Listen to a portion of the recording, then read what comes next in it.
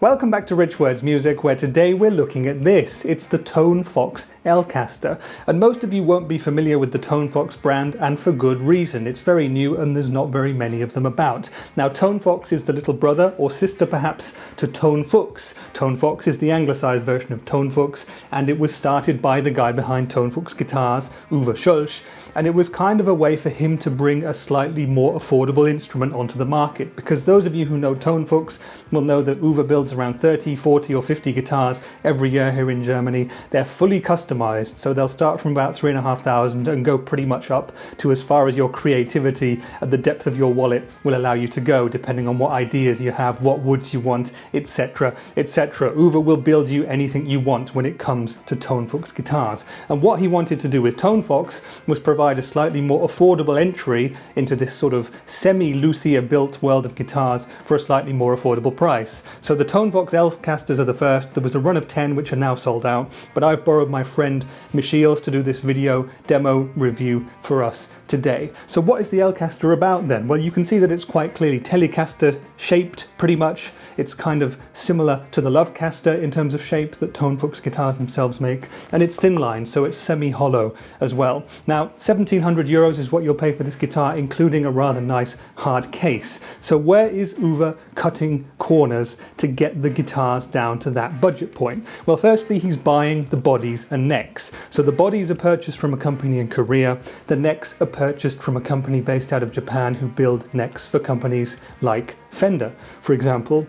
So whereas for Tonfuchs, Uwe would actually take pieces of wood that he himself has bought and aged and fettle them into guitars, here we're cutting the price down pretty significantly by him buying a finished painted body and a neck, and then he's putting them together, doing an aging job on the whole guitar, setting it up, fine-tuning and fettling it, and calling it a Tonefox. That's what we have here today. So a little bit more about the specifications of the rest of the guitar then. The body is older and it's chambered, and that makes for a pretty lightweight instrument overall. I weighed this one. It's 2.9 kilograms, which is 6.6 pounds. So feels very nice indeed. Balances very well on a strap. Feels great to play standing up or sitting down. So the body has been beautifully aged by Uwe himself. It came in a gloss petrol blue finish from the company. Lots of the bodies that he buys for these guitars come gloss, and he ages them to this beautiful kind of satin, played in, worn in sort of patina. So we've got the thin line Telecaster sort of scratch plate here in tortoiseshell, also aged. 2 Ray Gerold pickups here. Now, Ray Gerold is a German-based builder. He's very famed for his pickups in this part of the world, and we've got those in this guitar here. They've been custom voiced for Tonefox guitars, Uwe tells me. We've got a 3-way selector switch here for the pickups, a volume control and a tone control. And here we've got a sawn-off Wilkinson classic Telecaster bridge with 3 brass saddles, which has also been aged.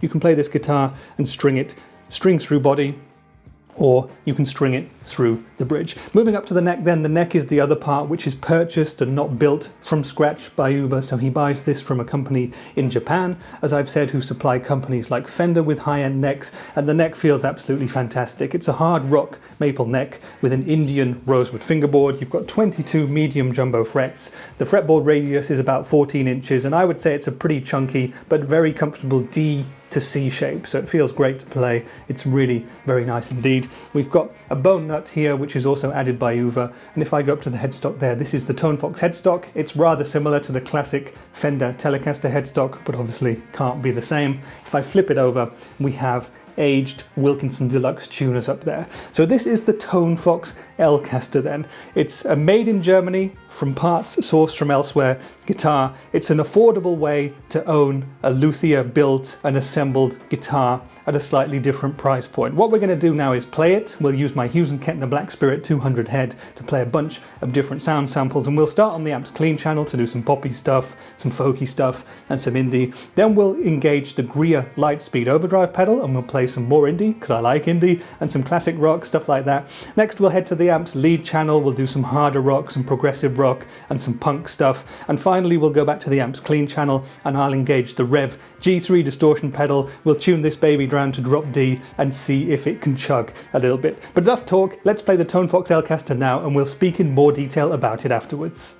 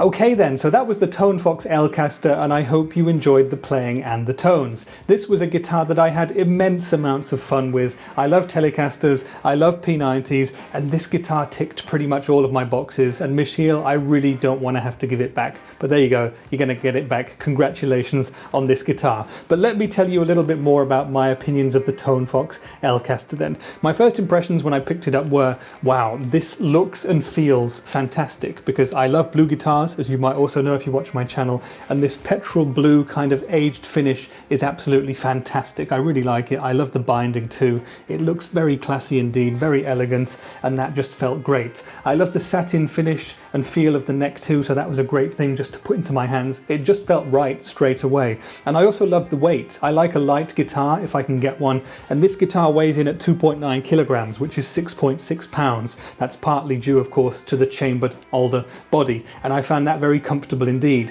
One thing I wasn't too sure about at first was the fact that it has Wilkinson, Wilkinson deluxe tuners and a Wilkinson bridge on it, because I kind of thought, Wilkinson stuff is great, but you can also get it on guitars that cost about 300 euros. So is this stuff going to hold up, and is it going to feel as good to me as something with a more kind of high-priced brand kind of reputation would have? And the answer is yes. But what we're going to do now then is talk in a little bit more detail about the different facets of the guitar, and we'll start with the build quality and the hardware then. Now this guitar costs 1,700 euros, and although it's cheaper than the big brother Tonfuchs guitars, for 1,700 euros you basically expect perfection, and I feel that that's pretty much what you get with this guitar. There's absolutely nothing that I can find in terms of a fault. There's nothing that I can find where I'd say, that's wrong, that needs doing, that needs sorting out.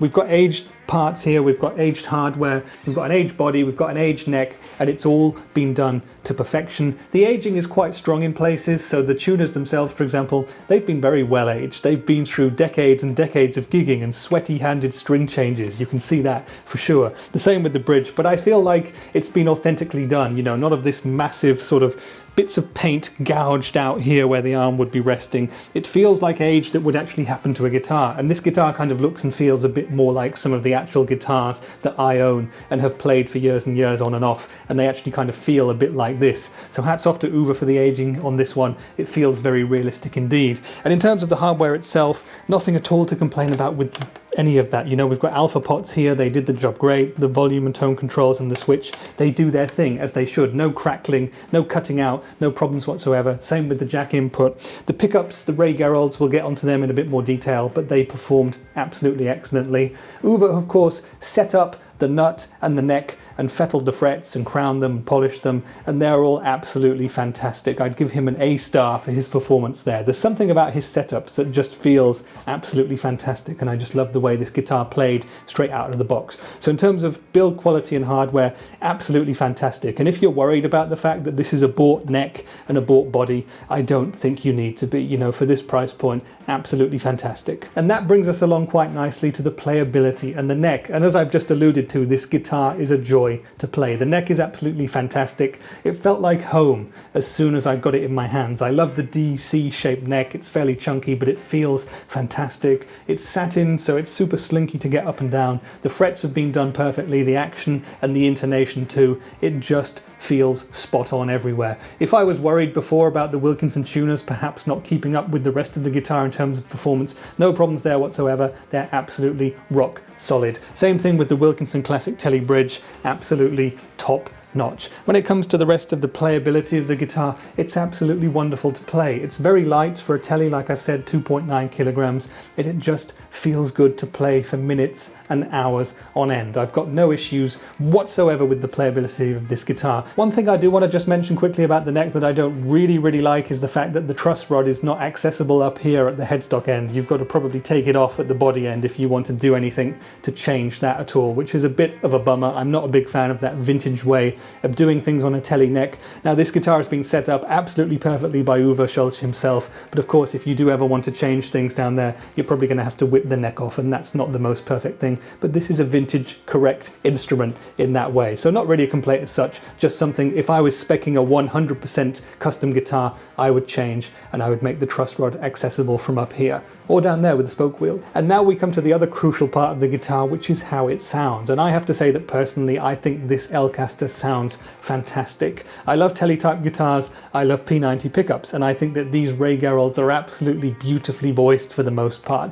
They make this guitar incredibly versatile. They have an amazing clarity pretty much across the board, and it can do everything from pristine cleans to classic crunches to heavier stuff, and even drop D metal sounds. It's that good. You could take this one guitar and do pretty much everything with it. Now, the one bit where it slightly falls down for me in the sounds department is on the neck pickup with the clean sounds. Now, I dialed the amp in, the Black Spirit 200, to be kind of neutral and to sound pretty much good for everything. But I did think that when I was on the neck pickup on the clean channel, it was a little bit dark for some of those clean tones. I would just like a little bit more high-end sparkle in my tone, but that's not really what the neck pickup is there for anyway. That's just something I heard. Perhaps you heard differently. Perhaps you love that kind of smoky, mellow neck tone. Perhaps that's exactly what you would want. Let me know in the comments what you think about the tones of this guitar, by the way. For everything else on the clean channel, though, it was absolutely fantastic. It does those kind of both pickups on, kind of classic sort of honky cleans very well indeed, and it has a nice bitey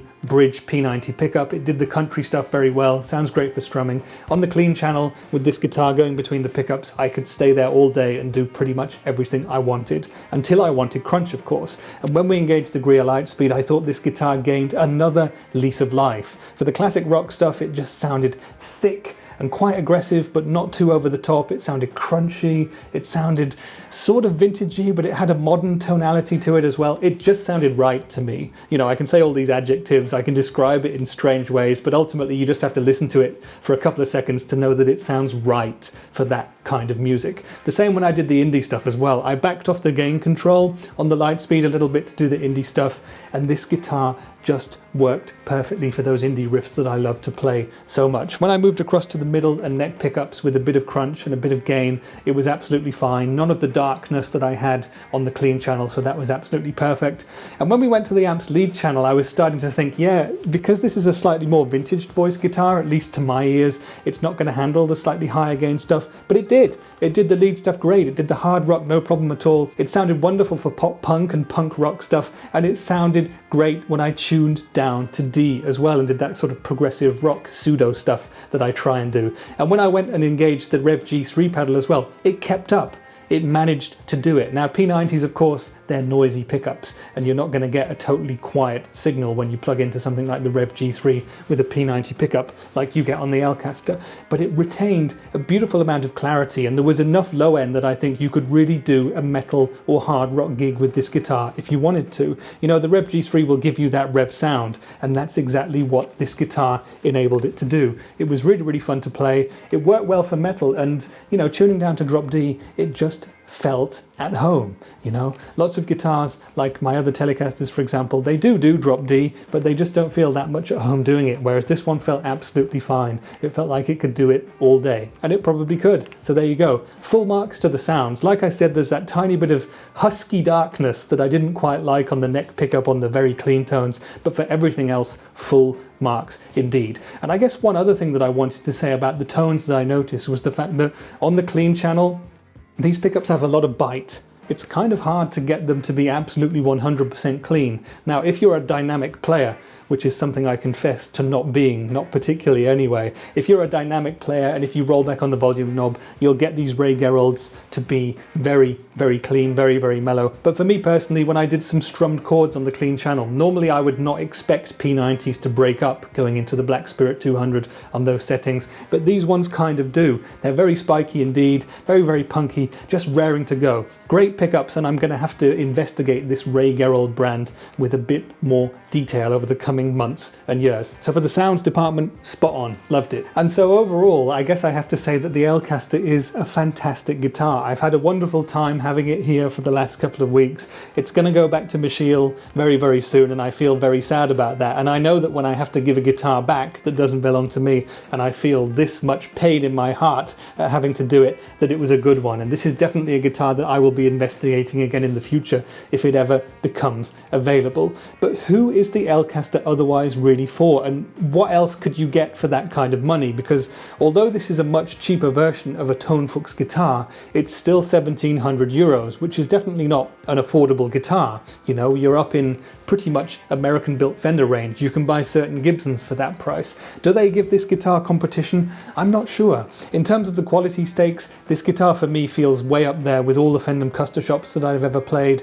It feels up there with all the Gibsons that I've ever played. So I wouldn't have any problems recommending this over one of those if that's what you were going for. And in terms of other guitars out there right now, which are kind of Telecaster or thin line in design with two P90 pickups, there's really not that much on the market that can match this guitar. The only one that Fender themselves currently build is the Jim Adkins signature model. Jim Adkins, of course, is the main singer and the rhythm guitarist of Jimmy Eat World, a fantastic pop punk band and a big influence to me when I was younger. And I've played the Jim Adkins guitar. It's a wonderful instrument, but it costs about half as much as this one does. It's great value for money, but I have to say that based on feel and playability and sounds, I feel like the Elcaster is definitely way up there compared to the Adkins model. Now, in terms of other guitars that you can get for 1,700 euros, I feel like the world is pretty much your oyster at that price point, and you're kind of like, when you've got 1,700 euros to spend, or $2,000, which would be the equivalent, you know what you want to buy. You're in a position where you've got a high amount of disposable income and you can choose exactly what you want from an instrument.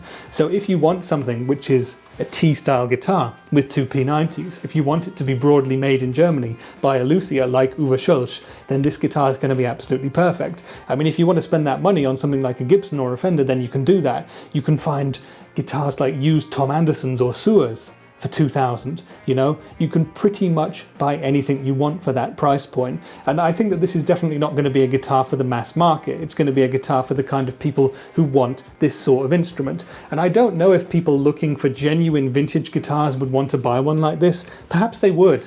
Maybe if I was a rich guitar collector and I wanted a beater that I could have out on the couch, that would be this guitar, so I could lock my originals back in the vault and let them accumulate in value over the years, which is something I don't do, by the way. I'm rich in name only, unfortunately. What I've also thought about with this guitar is it's almost a parts caster in a way, because Uwe buys the bodies and he buys the necks and he puts them together. I know that's a massive oversimplification and he does a lot of work on the bodies and the necks and everything, but just for a joke I thought I'd go into Warmouth, which is the most famous of the parts caster websites in my opinion, and I thought I'd see if I could build something the equivalent of this Elcaster and see where we came out in terms of price. So I went to the Telecaster style necks and I ended up with a neck which was about $400, which is pretty much the same specifications as this one here. Then I went and built myself a custom thin line Telecaster replacement body. I got a fairly similar finish. I got a thin line. It was just the body itself. It was painted and everything. And that came to $700. So we're already at $1,100 for the body and the neck. Factoring in the customs to get that over to Europe, if that were to be a thing, you'd be adding probably a couple hundred more euros to that. And you'd still need stuff like the pickups, the hardware, the scratch plate.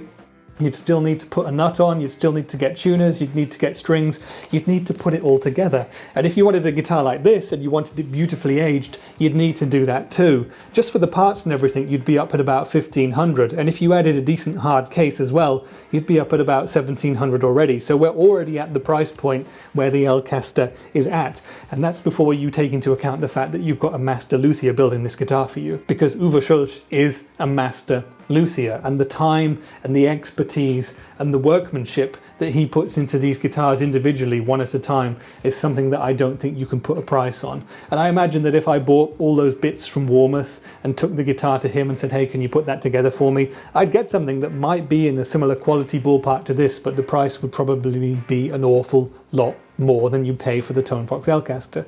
So again, you know, this is worth way more than probably the sum of the parts. So overall then, I'd recommend the Elcaster to anyone who's out there looking for an amazing guitar at a certain price point. Of course, you can buy much cheaper instruments. You can buy much cheaper Telecasters or Les Pauls. You can buy more expensive ones as well. But if you're looking for something like this, if you go into a store or if you're looking to spec up something in this direction, then you absolutely can't go wrong with the Elcaster. And I have no hesitation in recommending it to anyone who's into this kind of instrument. It's also probably the perfect thing for someone who's interested in dipping their toe into that exclusive world of luthier-built guitars, but they're not yet quite ready to spring the full $3,000, $4,000, $5,000 or euros for a full-fat Tonefuchs or something like that. If you want to go in that direction but you're not quite sure about what you want, or you just want to have something which is a little bit more affordable to see if the whole kind of vibe of this kind of DIY independently built guitar works for you, then something like the Tonefox is going to be an absolutely fantastic choice. Like I said at the start, like I've probably said 3 or 4 times by now, I want this guitar. I would really like to own it, and I'm very, very disappointed that Michiel got to buy it before me. But there you go, he's a lucky man indeed, because he owns many excellent guitars and a few average basses as well. But that's been it for this video. Stick around with the Rich Words music channel if you enjoyed it. There's plenty more content, plenty more videos in a similar vein to this one. I do lots of stuff with guitars, I've done other Tonefuchs stuff, and I've interviewed Uwe, as I said. I do lots of stuff with pedals, I'm doing stuff with amps as well, and I like to have interesting chats with people from the guitar and musical instrument industries as well. But that's been it for today. I've been Rich for Rich Words Music, and I'll see you in the next one. Bye for now.